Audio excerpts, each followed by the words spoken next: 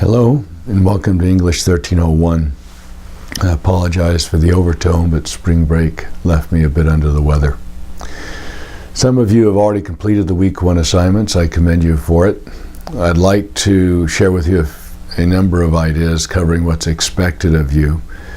I don't know of anybody yet, a student who started this class without the hope of obtaining an A. If you listen carefully, I'll tell you exactly how to do it.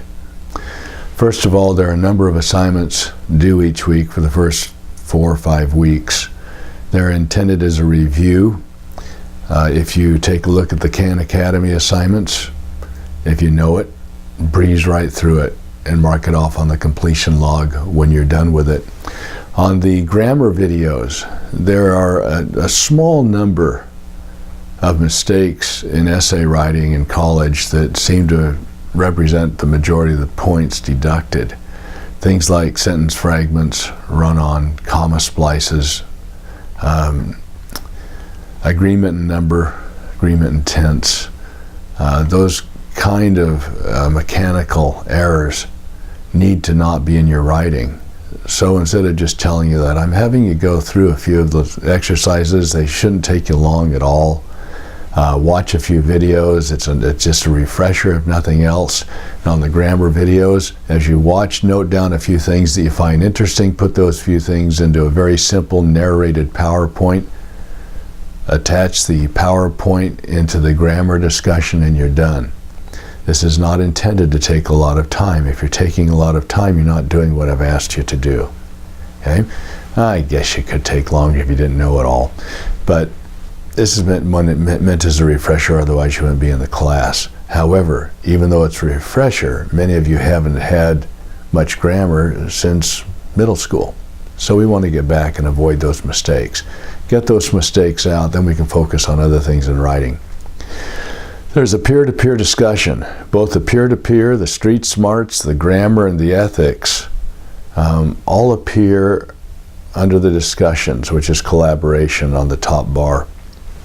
So on the peer-to-peer, you'll have 1 thread a week, reply to my post, and then reply to the posts of at least 2 peers during the week. Reply to my post by Wednesday. That way you're participating in a discussion instead of commenting on a discussion. And then I don't care when you reply to your peers, but monitor those discussions. If somebody replies to your post, answer back. Your post should be substantive in that they add something to the discussion. It should, wow, I agree with you, won't do. Okay, that's a great idea, it won't do. Add something to it. You have Google, find something, add something to it. I've appreciated the responses that you've had thus far to the 3 pounds of Jell-O. Those of you who really find it interesting might want to read the book. That's just the tip of the iceberg. That's how we introduce this stuff. But the gentleman actually goes back and recaps what's been learned in the previous decade, and that book's a decade old. So it's interesting reading material. So in all of this, please be reminded that this is a writing course. So I try to make it interesting, the content, the subject matter, but in the end, fundamentally, we're practicing writing about hopefully interesting topics to you. I've been teaching online for about 10 years. For some of you, this is your first online course. Do not make the false assumption that all online courses are like this one. I have seen things that work better than other things. I try to change things up occasionally, as I'm doing this time. There is no, by the way, required text. You'll see the syllabus. It was actually posted in iStar a couple months ago, or a month ago. But you'll see the syllabus soon. Let's see. So if you want an A, all you have to do is exactly what I ask in the exact manner that I ask it of you. Did you hear that? If you want to raise at work, do what you're asked to do in an excellent manner. If you want to get along with somebody, do what you tell them you're going to do and try to do it in an excellent manner. Get the drift? So that's nothing different. I'll try to keep things that we discuss and learn in this class applicable both academically, in the marketplace, and in your interpersonal relationships. A truth is a truth no matter where you apply it. So,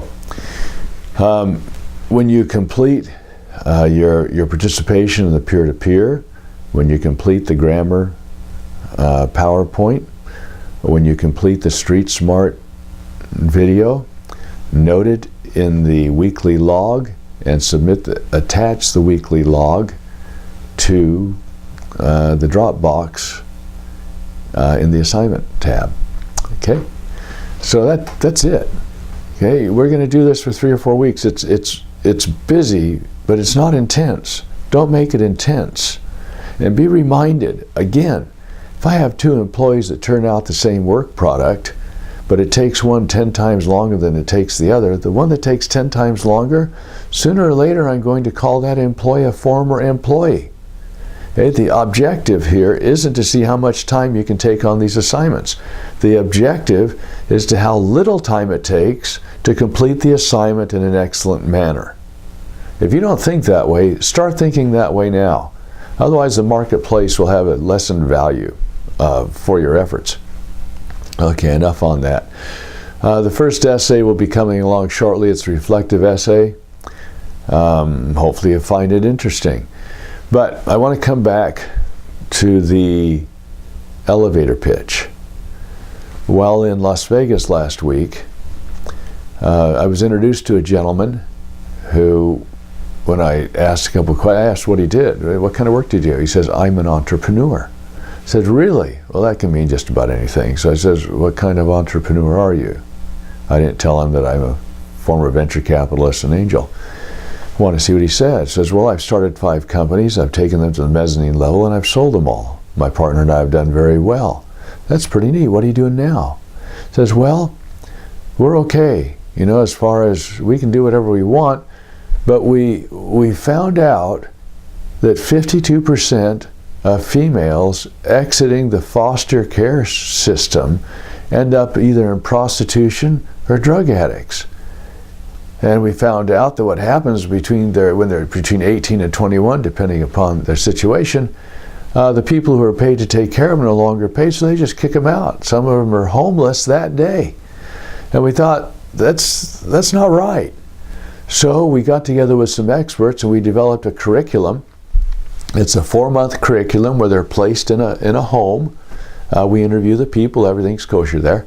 They're placed in a home, and during that 4 months we work on their self-esteem, how they view themselves. We teach them basic skills, we get them a job, we get them transportation, we set them up an apartment, we have the couple they're living with, the family they're living with, help them with initial budgeting, and in 4 months they're on their own, but they don't have to depend on anybody else. They're independent. And our prototypes that we've been working on for the past year have worked extremely well, so we just applied for a 501c3 and we're going to do it in that marketplace. That took about 2 minutes for him to tell, right? And my initial response was, where are you going to go after that? And his reply was, we're thinking of Houston. There are so many foster children that they're just being turned out in Houston.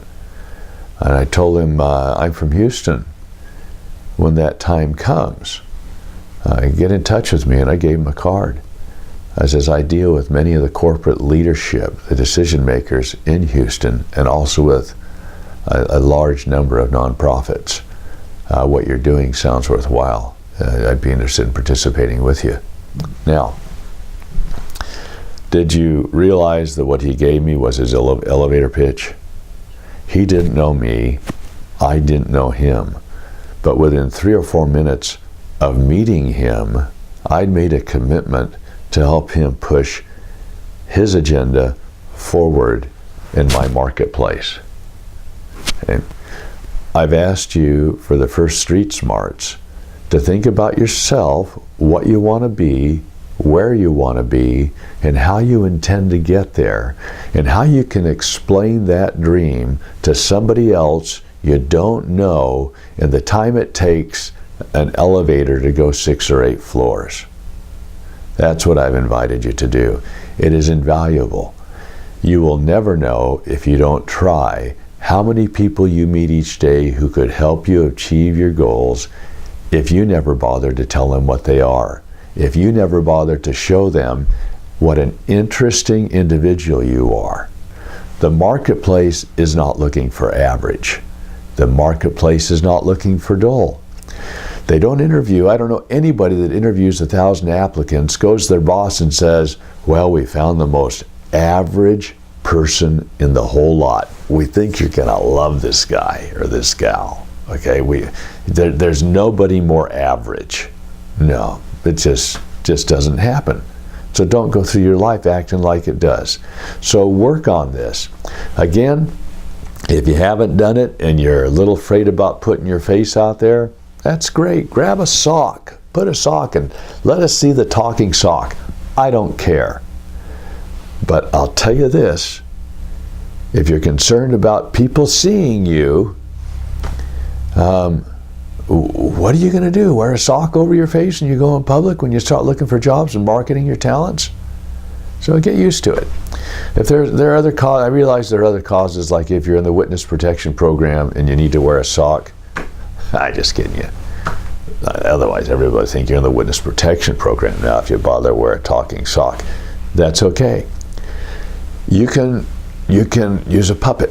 I don't care what you do, but get the content, get the inflection, create interest.